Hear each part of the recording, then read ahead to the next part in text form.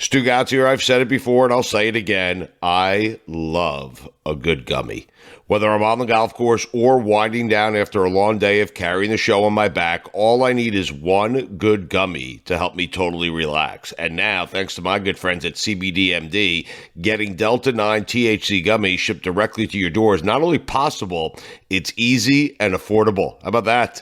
Every CBDMD Delta 9 gummy is packed with 10 milligrams of THC per gummy, and let me tell you, buddy, they work. CBDMD also has Delta 9 microdose capsules that feature 1 milligram of THC, so it's easy to enjoy them whenever, wherever. And listen, I know it's easy to get confused with all the different Deltas out there, but Delta 9 THC is the same good old-fashioned THC we've all known and loved for years. To learn more about Delta 9 and everything else CBDMD has to offer, just head to cbdmd.com/Dan. Once again, that's cbdmd.com/Dan for information, education, and the best damn gummies you've ever had.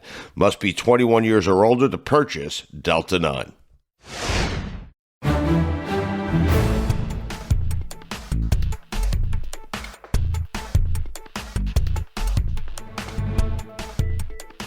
We're going to have Two Live Crew founder Luther Campbell on with us in a little bit. He's going to pop in, and I don't know what we're talking to him about. I know Billy is always here to talk to him about a number of different things. I suspect it'll be about the unhoused on Virginia Key, and perhaps they will have a political brawl of some sort, because I don't think that Luther and Billy have exactly the same politics. No, we don't. But, Roy, before we get to Luther Campbell, I see that Mike Ryan is doing around you what a lot of people do around Billy Corben these days, which is get that perforated paper and seek advice on what the hell should I be doing with my ballot. Whether it's mail-in or early, I don't know how to vote for commissioners. Who should I be voting for? And Billy's answer is always, well, I'll give you the least of the 7 evils. Yeah, I would be doing the same thing, except I live in Broward.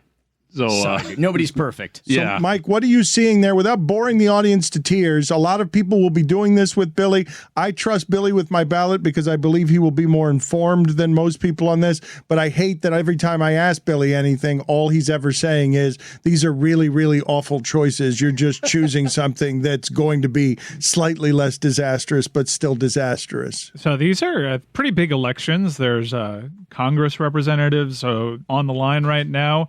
There's circuit court judges, and that's one of my passions is following the circuit court and making sure that we have the right people in There's place. no way to make this segment entertaining, but Billy does offer advice. I want people to use Billy's information and expertise. Tell them where they can get information from you on how to vote if they care about this segment or care about this city. Can we maybe do sexy voice circuit court judge? Not you doing it. That makes it no better. It makes it worse. You doing it makes it there's no way to make this entertaining, but tell people without boring them with all of the choices that need to be made. Help Mike Ryan and help the audience select their ballot. Yeah, it's a bad ballot this year, at the risk of stating the obvious. It's one of the worst I've ever seen. I think I mentioned it last week that, like, people always think, some of the bigger assholes on social media always say, oh, Billy, it's always so helpful when you post your sample ballot so I know who not to vote for. I can vote for the opposite. And meanwhile, my ballot this year has Republicans, it has Democrats, it has independents, it has a pretty cross-section of the cesspool of incestuous corruption that is Miami-Dade County. The judges are hard because unless your attorney is practicing in front of them, you don't really know who these people are. So what I actually do is I go out into the community and I talk to a lot of lawyers. I look at what some of the Florida bar ratings and opinions are on some of these judges, and I provide on my Twitter account and on my Instagram page a sample ballot that just says who my picks are. These are not my picks for who I think is going to win. They're not even people that I'm advocating for or endorsing or recommending. These are just the picks based on the choices that we have here. And the terrible choices that we have. In some cases, they're terrible choices, yes. There's not a lot of people on this ballot that I'm proud to vote for, but there are a few. Mike is staring at perforated papers. There's some big ones here. Commissioner of Agriculture seems like it's a big one. The one that I'm most interested in, though, is the 11th Judicial Court, the circuit judge election, because if you filled up a gas tank in South Florida, you're familiar with Mark Blumstein, whose whole campaign strategy is just advertise at gas stations. It gives me insight to where his political leanings may be. However, he is going up against Ariel Rodriguez, who I am hoping is fake related to the fake Alex Rodriguez shadow candidate. And if so, I may vote just as an anarchy cast for Ariel Rodriguez if he indeed is a fake candidate. And also one of the things you'll notice about Mark Blumstein's ads is that he is in his military. I always say thank you for your service uniform, anytime I'm pumping up gas. Which some people have argued is dubious with respect to ethics, that he's out there in his military uniform campaigning for judge on that. And I have heard that issue come up from some lawyers, but I will tell you the majority of people in the legal profession who have argued before Judge Blumstein have recommended him, and he is my pick on the ballot. Is Mark go Blumstein. With Mark? Yes, sir. We're not sure if Ariel Rodriguez is a real Ariel Rodriguez. How many shadow candidates are on the ballot? And can you explain to me the controversy around the military uniform? Well, the controversy is simply it's an ethical issue. Is that here's a man who is sitting judge, running for judge. In his political ads, he is portrayed in his full getup. It's nice to know that he served, and we can admire and respect him for that, but it becomes a little questionable ethically when you incorporate that into your political gas campaign. stations? It was pretty smart. I've noticed every gas station I pull into, there's an ad of his in full uniform. Yeah, I don't know the answer to that, but there's a lot of political Billy, ads. how can we sit here every week and go through the sewage septic tank that is corruption and politics in Miami, and you think the wearing of a military uniform is unethical? And I understand the conflict.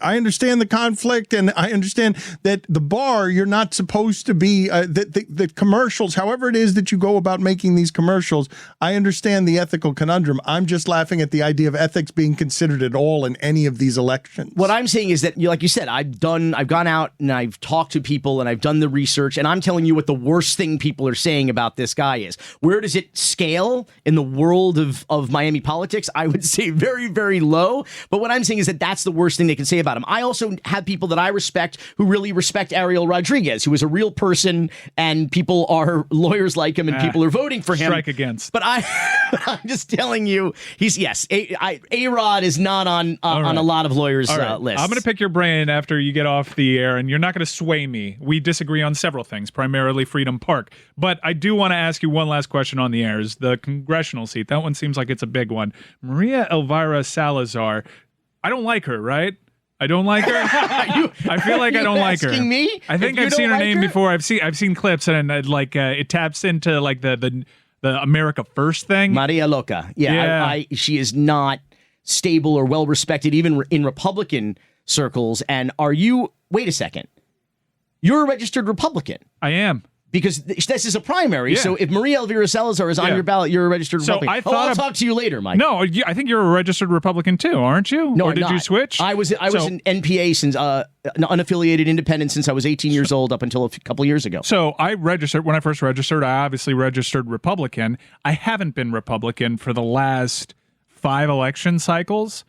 I haven't agreed with the Republican Party on much of anything since John McCain brought on Sarah Palin as a running mate. That's kind of when I was your like, turning point. That was, when that was really the seeds of what the Republican Party ended up catering to a little bit. Some would argue Reagan, but I'm just saying in my lifetime. But in a bit of anarchy, and this is what I really think is the best thing, I want to keep the Republican Party in check.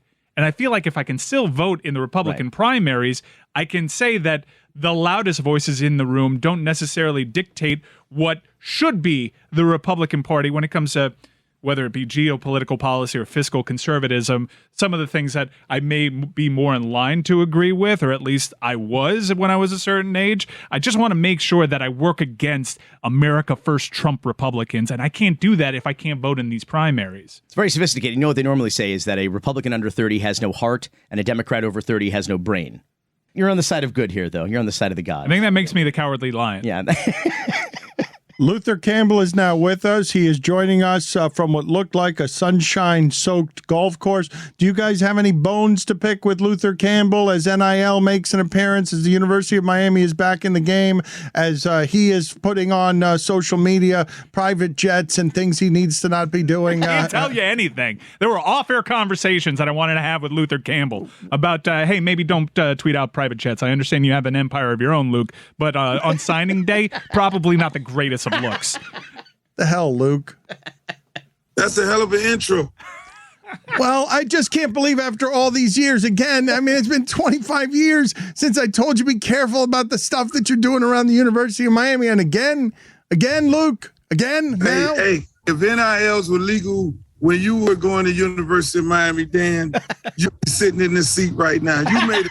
You made a living off of discovering NILs before NIL was actually happening.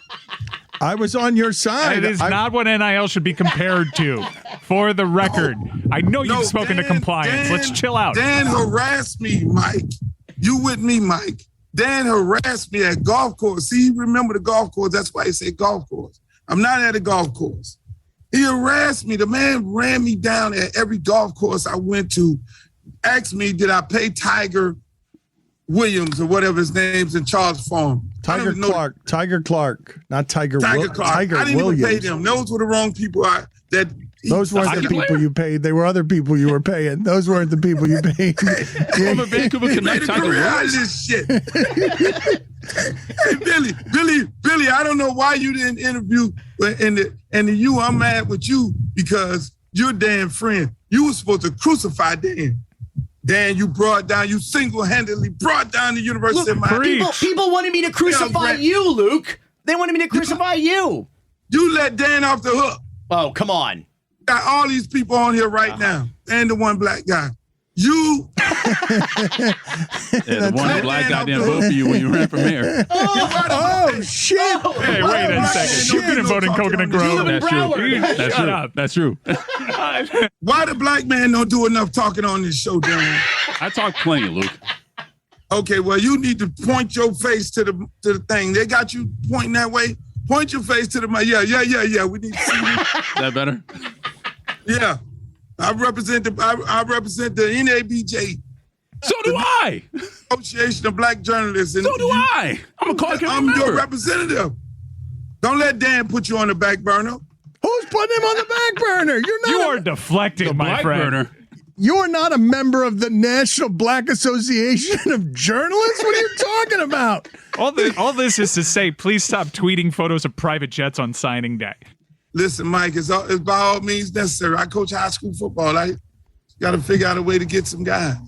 Luther. Card carrying. I know. Roy just whipped out a card carrying journalist. You are not a card carrying journalist. Yes. Luther Campbell pretended to be a journalist. That was an imposter, is what you are. In the words of Cleavon Little, excuse me while I whip this out. Yes. Luke, how excited are you that Miami is spending big money to actually play legitimate professional minor league football? Luke's always been spending big money for the Miami Hurricanes to play professional football. Listen, man, I'm really excited. I just want to. I just hope that the man's stock went up and the stock went down. So I'm just hoping we still got some money to pay the people.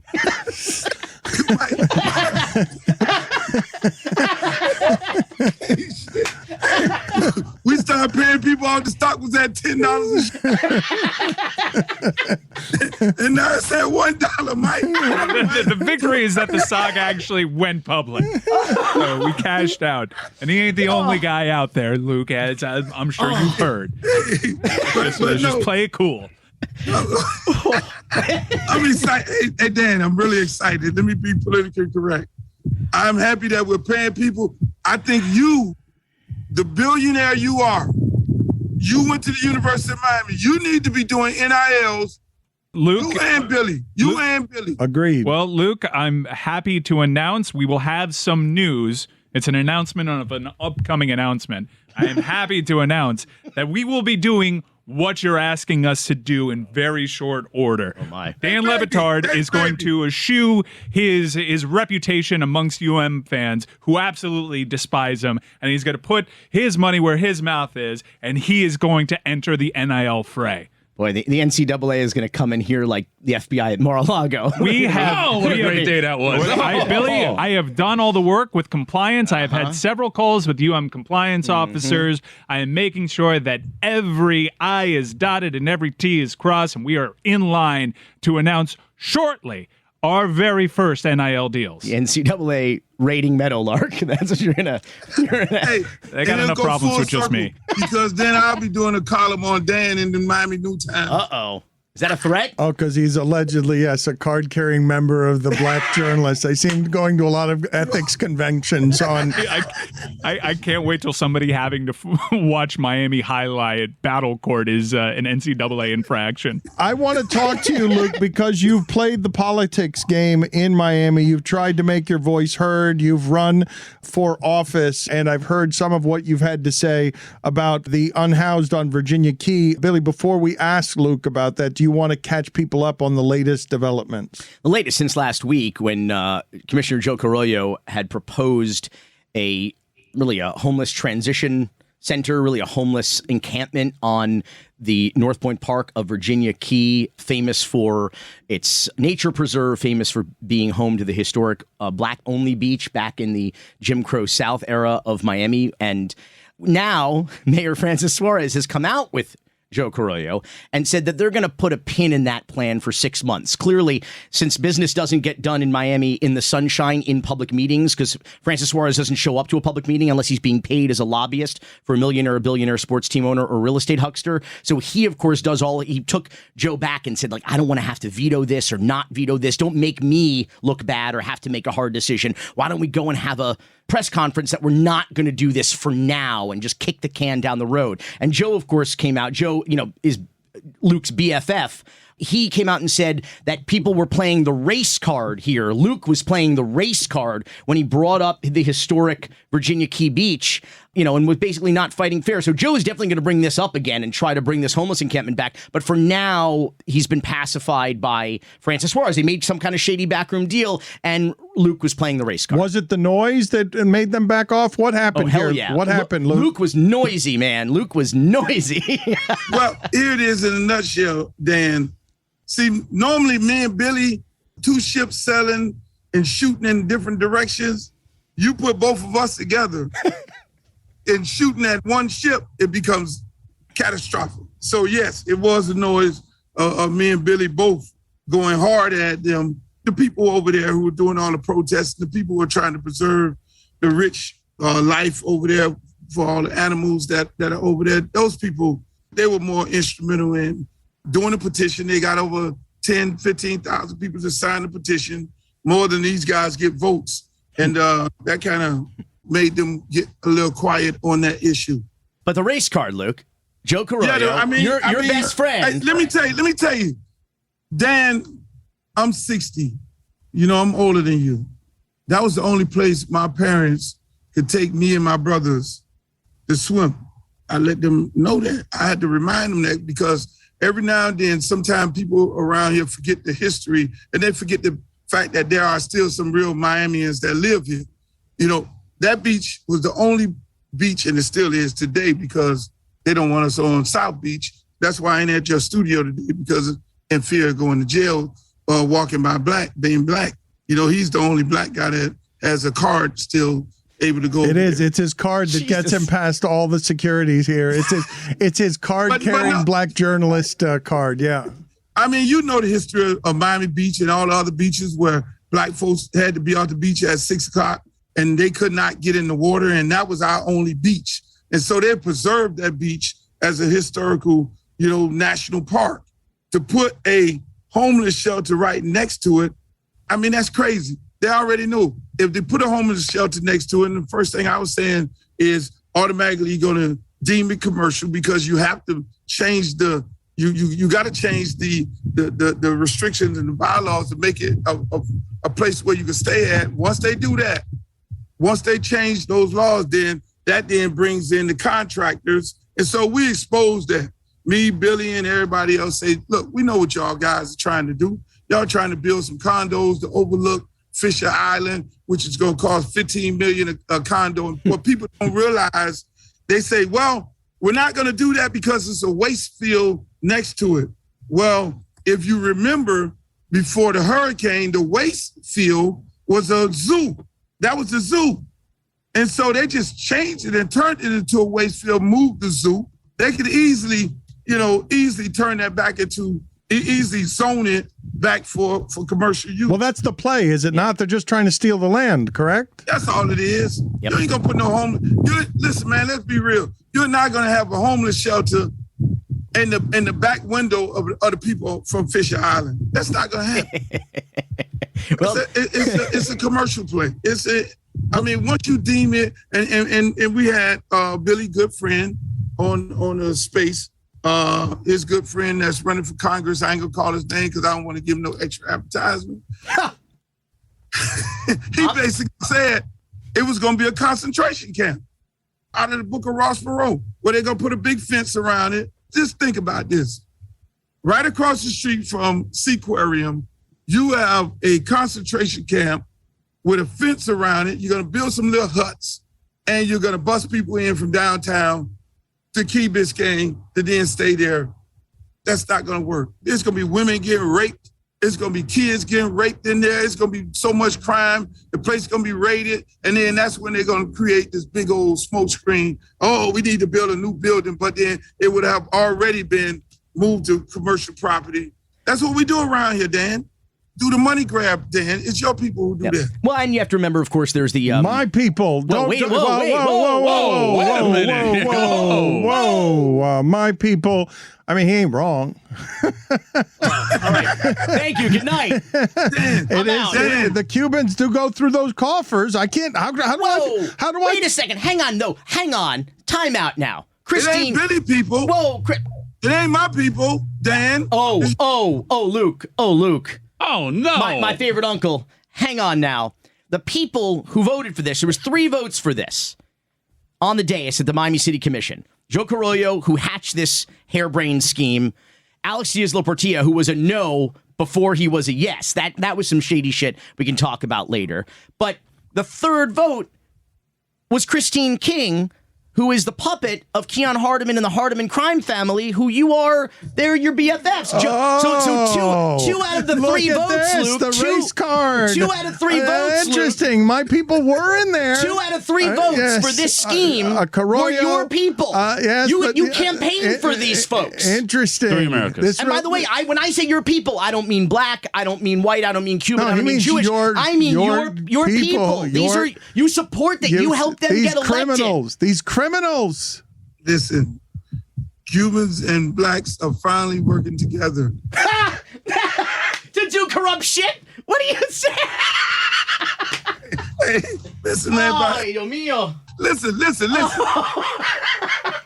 Christine King is upset with me that I did not campaign for her. For the record, I do campaign for Keon Hardeman, and me and Christine, we're okay. But in Carollo, I could talk to Carollo because he beats the man up so much. Suarez, that's my good friend. I basically raised him. He's good friends with Suarez. How in God's name? Have you heard the things that Billy has said about Suarez? Listen, man, Billy was in the pool swimming with Suarez. He didn't tell you that part, and his daddy. We were raising money for kids. We were raising money for the parks in the city of Miami. Billy beats up on these people. He support them people, then he beat up on them. When did I support first of all, when did I support them? You didn't support Carver? Danielle Levine Cava. I absolutely did endorse Danielle Levine Cava. And you beat her up now. Because I don't beat her up. I tell the truth, Luke. I'm not in a cult, man. I'm not in a cult. Look, you're right. He did endorse her and she betrayed him. She didn't betray me. She betrayed the people of Miami-Dade County. She went back on her commitment to be a reformer. She went back on her commitment to be a progressive. She went back on her commitment to move Miami forward out of the cesspool of corruption we've been in. Look at how decided happy. to swim around in the swamp. Look at that gap-toothed smile I've been watching for 40 years. He finally got you. Look at him. You pissed him off. That's exactly what he wanted to do. It's all he came here for. That's it. Look at him. He's applauding. Look at how delighted he is because he's gotten you enraged. He's gotten you totally out of your face melting rage. I'm not in a cult. None of these people are my friends. They are politicians, they are public officials, and they are entitled to every bit of criticism that we can rightfully, factually, and truthfully throw at them. Listen, I know Keon Hardeman is your friend. He supported the Liberty City Warriors, the Optimist League, which is a good thing, and I appreciate that. And I appreciate that you are a transparent and transactional guy. You say, he's my guy because he did an X, Y, and Z for me, did a good thing, and I appreciate that. The truth of the matter is, though, is that if they're corrupt, they're corrupt. I don't care if they're white, if they're black, if they're Cuban, if they're Venezuelan, if they're Colombian, if they're a Democrat, if they're a Republican, if I voted for them or not. In fact, if I did vote for them, I have more of a responsibility to call them out on their shit. Dan, Yes, Luke. Dan, Billy introduced me to Philip Levine. Asked me to come to a meeting with Philip Levine. Me and him went over to Miami Beach when he was the mayor. And then Billy abused Philip Levine. I abused him? Jeffrey Epstein's BFF? I abused him? How did I abuse him exactly? Oh, God. Hey, they were friends. I'm not friends with any mayor, good dude. guy. Good mayor. Who said that? You said that. You brought me over there to meet the man. I brought you over to meet the guy. What does that mean? Yeah, I've been to prison to meet murderers. I've been to prison to interview criminals. What are you saying? Luke, I think you're right about this one. I don't think he knows what it means to ask Luke to come to a meeting to meet somebody. He thinks that's a neutral thing. You ask Luke to meet somebody. Hang on a second. Exactly. You're making an ask. You're making a request. You making a request. I'm assuming this guy's kosher. I wasn't making a love that was a Jewish reference, I'm pretty sure. Phil Levine. That was a Jewish He needed your help to see if it was kosher. Yes. Just because Exactly. the guy wanted to meet you. I said, you want to come and meet the mayor of Miami Beach? You said, yeah, I'll come meet the mayor of Miami Beach. I don't really see what the issue. I wasn't trying to make a love. This wasn't J-Date. Luke is saying he's your boy. He would not be in Luke's life if you had not been the bridge of connection. Thank you, Dan. But what does that have to do with anything? It means you're an asshole. I'm not denying that. But what does this mean? I don't understand the position here. I don't understand the argument. Never would you take Dan to a meeting with Joe Carollo? Oh, absolutely. I think that would be fucking hilarious. You think you can get a meeting with Joe Carollo and take Dan in there? What does that mean, though? That means just because I can get a meeting with someone. With him. I have a cell phone. Should we call him right now? Let's call him. A relationship. What Luke is saying is if you lubricated the bridge to power in Miami Beach, it makes you culpable. It makes you an accomplice. It makes you were vouching for this person the way that you vouch that people get vouched for when crime families are meeting at the top of the food chain. They don't want to talk to me. They don't want to talk to me because I tell the truth about them. They won't talk to me because I don't have a price. They won't talk to me because they can't control me. Uncle Luke has chilled, has mellowed out a little bit. He's like, I'll transact with people and I'll do business with people and I'll talk to people of all. I appreciate that. And I appreciate, again, his transparency and his transactional nature. But I'm not like that. Are you saying that Luke has a price? What I'm saying is that, listen, when Luke ran I do. Okay, there you go. When Luke ran for mayor, I voted for him. Yeah, I got a price. I can't. There it is. You know what my price is? Doing the right thing for the black community. If you're going to give me something for the black community that we have not been getting, yes, that is definitely my price. I will sit down with Trump if I have to. Oh, wait a minute now. Yeah, but that's fair. But I respect that. I respect Uncle Luke for that. Listen. I'm not with the Democrat, the Republican, all this, the independent, the moderate. Black community have been shorted for so many years. So I sit down with all these people. Look, this is what we need. I don't care who it is. I know a lot of people do some shady things. We're living in a banana republic, and we know all of them do shady things. I don't understand how people make $8,000 and $60,000, and when they retire, they are millionaires in politics. I don't understand that. But if I can get some things done, get a whole park at Liberty City, at Hadley Park, renovated, remodeled, classrooms, gymnasiums, funding for the kids to bring tutoring programs, then I'm gonna sit down and have a conversation with you, regardless of how many dealings you got with how many developers. Okay, I already know you're gonna do your thing. I can't stop that. But if I can get some things done in the black community that we don't have, I got to sit down with these people, Dan. When Uncle Luke ran for mayor of Miami-Dade County in 2011, I campaigned for him. I supported him. He got 11% of the vote, which actually forced the top two vote getters into a runoff. Luke was able to get enough of the vote in the double digits to force that runoff. And then the candidates started to court Luke for his endorsement, so he would bring his 11% of voters, certainly enough to win the popular vote at that point, or the runoff vote at that point. And Uncle Luke had a meeting with Carlos Jimenez, a man we've discussed on this program, a rotten, corrupt guy. And Uncle Luke came out of that meeting and said, Carlos Jimenez has my endorsement because he told me he would do X, Y, and Z for my community. And Carlos Jimenez immediately goes, oh, hell no, that's not what I said. I didn't promise him that. And Luke says, what are you talking about? You said that to my face. And I said, I love Uncle Luke because he went in, he made the deal, he came out, he said, this is the guy who's going to do something for my community, and I'm going to endorse. Of course, that guy immediately had to lie about it, of course, but I respect Luke's transparency and his position on this. I'm a white guy in America. I don't need anything.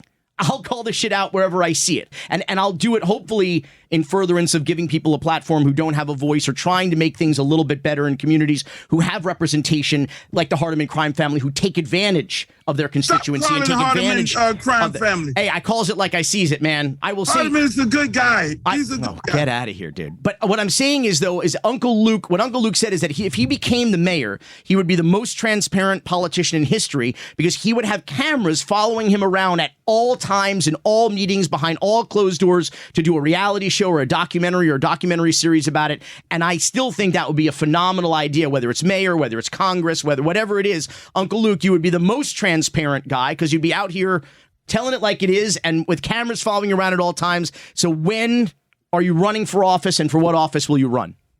Oh, there we go. So Dan, you gonna sit there and let all this happen? I want to see if you have news to break. You've run for office before. I want to see if you're going to announce right now publicly that Luke has political aspirations after a couple of campaigns that had some power behind them. So yes, he is going to let it happen, Luke. Let me tell you, I'm really seriously thinking about mayor of Miami-Dade County. That means I have to move back into the county, which is not a problem. And then part of me is thinking about Congress because Frederica Wilson represents now a large part of Miami Beach. I got a lot of friends who I went to school with over there that'll vote for me. You know, I'm thinking about both of them. I do have political aspirations. I think you pull off those cowboy hats. Those Frederica Wilson cowboy hats. You gotta love going from Two Live Crew to Take the Lyrics to the Supreme Court to Congressman Luther Campbell. God Almighty, That sounds better, Dan. What you think? We are old, is what I think. I can't believe that's you being the establishment. That it's all going to end with Luther Campbell in power, making rules on behalf of jurisdictions, making laws. I will be your congressman, Dan. Would be. I think your campaign should have curses in, though, right? Like it should be, I'll be your fucking congressman, right? I can't wait to see the attack ads. That should be interesting. 2 Live Congress. I know, right? I know the attack ads would be brilliant. They would have me with all the girls shaking their ass like they got some little kid in the background in a porno. All right, good enough. See you later, Luke. Thank you. I think that time is done. I think we're not doing it that way anymore. Thank you, sir. Oh, you done got politically correct. I see, Dan. See you later, Roy. See you, Luke. Well, My man. He'll see you at the next meeting, right? Yeah. The convention was last week. I missed out on that one. Luke was at CPAC with Carollo. Oh, no. Stugotz here. I've said it before and I'll say it again. I love a good gummy. Whether I'm on the golf course or winding down after a long day of carrying the show on my back, all I need is one good gummy to help me totally relax. And now, thanks to my good friends at CBDMD, getting Delta 9 THC gummies shipped directly to your door is not only possible, it's easy and affordable. How about that? Every CBDMD Delta 9 gummy is packed with 10 milligrams of THC per gummy. And let me tell you, buddy, they work. CBDMD also has Delta 9 microdose capsules that feature 1 milligram of THC, so it's easy to enjoy them whenever, wherever. And listen, I know it's easy to get confused with all the different Deltas out there, but Delta 9 THC is the same good old-fashioned THC we've all known and loved for years. To learn more about Delta 9 and everything else CBDMD has to offer, just head to cbdmd.com/Dan. Once again, that's cbdmd.com/Dan for information, education, and the best damn gummies you've ever had. Must be 21 years or older to purchase Delta 9.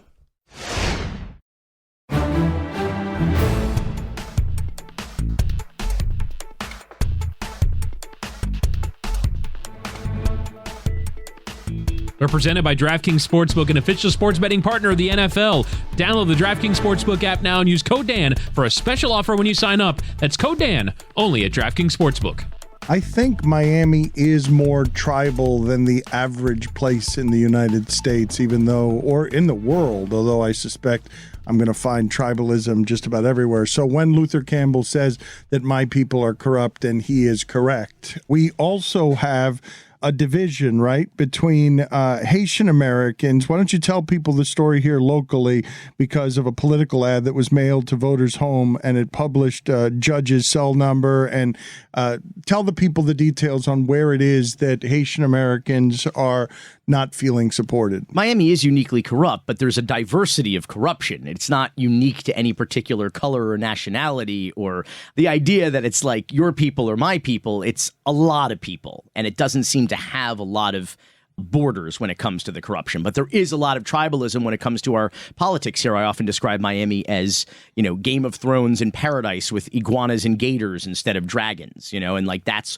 what it's like. We have our fiefdoms, we plant our flags, there's battles and wars between, you shouldn't get into a road rage incident in Miami until you see which flag is flying from the rearview mirror, It's like, it is that intense. And you will go through blocks of Miami Beach where there is a Brazilian flag, then there's a Venezuelan flag, then there's a Cuban flag, then there's a Guatemalan flag, a Dominican flag, and so on. There are blocks and neighborhoods and, in fact, entire cities and municipalities that have been we have self-segregated in that way. And that always seems to seep into our politics. What it rarely seeps into is in judicial politics, those super sexy circuit court races that we were talking about with Mike, but it has happened. And it is a huge scandal. There was a big press conference this week with Haitian American leaders because the Diaz de la Portilla political dynasty, the political crime family that has been plaguing Miami-Dade County with their corruption and racism and demagoguery for generations, brother after brother after brother, just shitting all over this state and this community.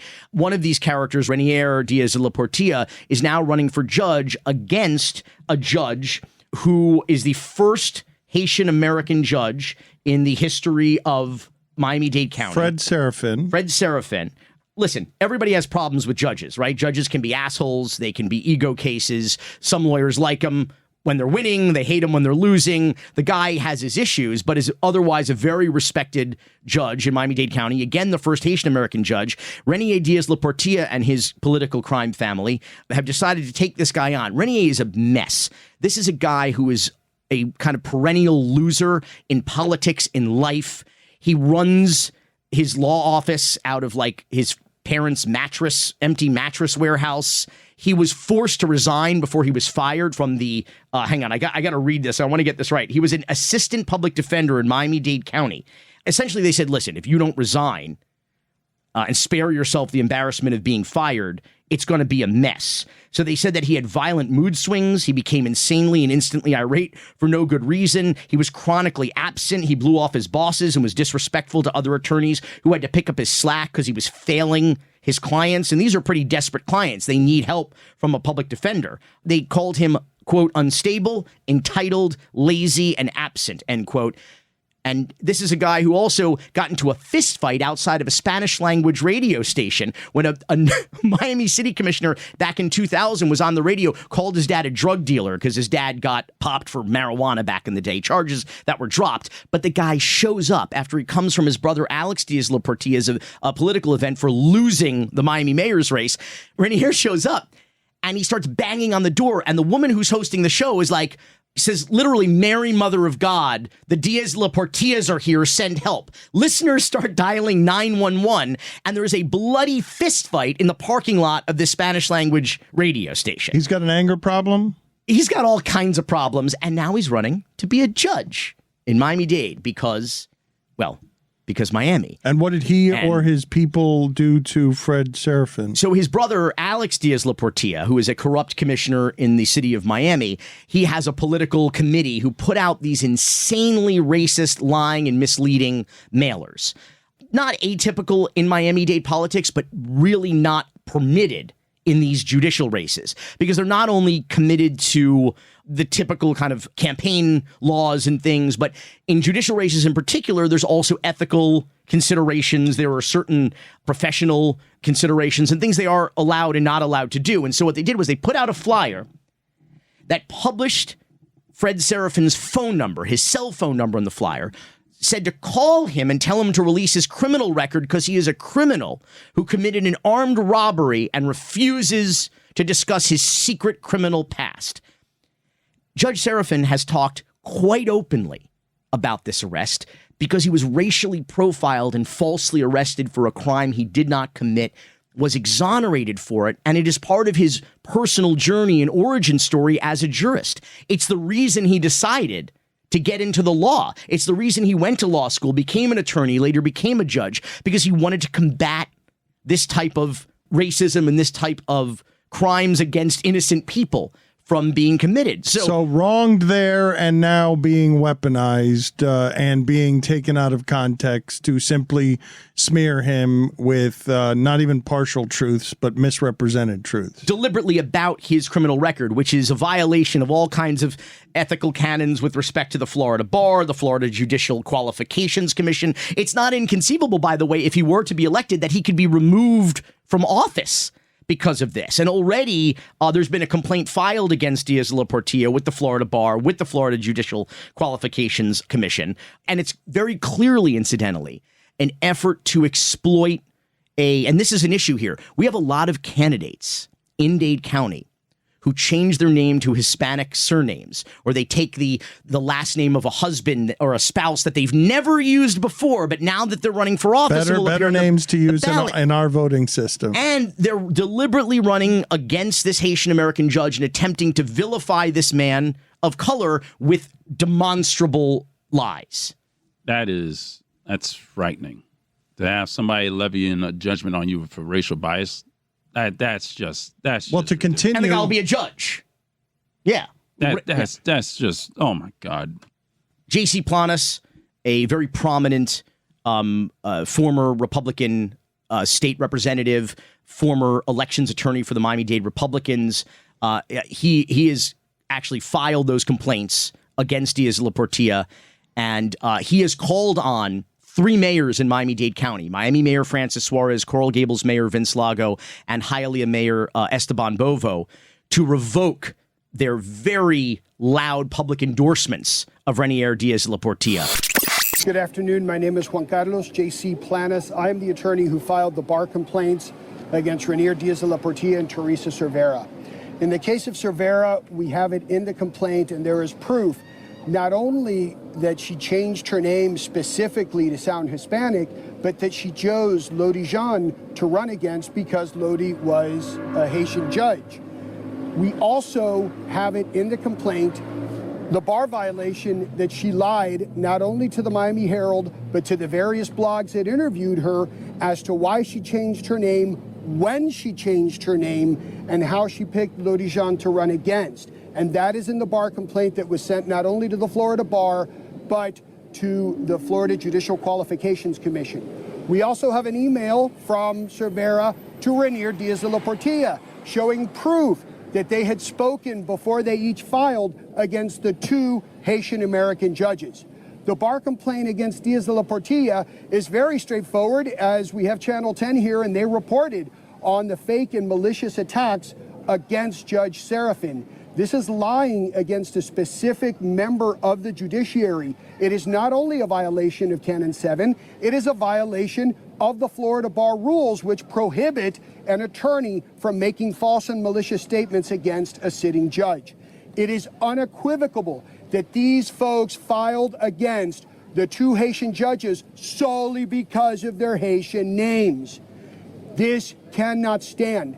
As a Hispanic growing up in this community, I saw in the 80s and 90s when Hispanics would run for judge and they were shut down because of their Hispanic names. I cannot, as a Hispanic, in good conscience, allow to be done to my Haitian brothers and sisters what was done to Hispanics. Therefore, I call on City of Miami Mayor Francis Suarez to renounce his endorsement of Rainier Diaz de la Portilla. I call on Hialeah Mayor Steve Bovo to renounce his endorsement of Rainier Diaz de la Portilla. I call on Coral Gables Mayor Vince Lago to renounce his endorsement of Rainier Diaz de la Portilla. The Hispanic attorneys that donated to Rainier's campaign, and I will be naming them on social media despite the fact that some are my friends, I will publicly call on them to ask for their contributions back. This lying, defaming ad against a very well-respected Haitian judge cannot stand, and that's why I was forced to file these bar complaints. Thank you. Thank you, Billy. We will talk to you again next week. You will tell people how to vote next week, correct? We've got to get over the next couple of weeks. We've got important power that needs to be distributed. We forgot about Ken Russell. Ken Russell next week. Next week we will talk about Ken Russell. We will make time for Ken Russell talk next week. Thank you, Billy. Cocaine's.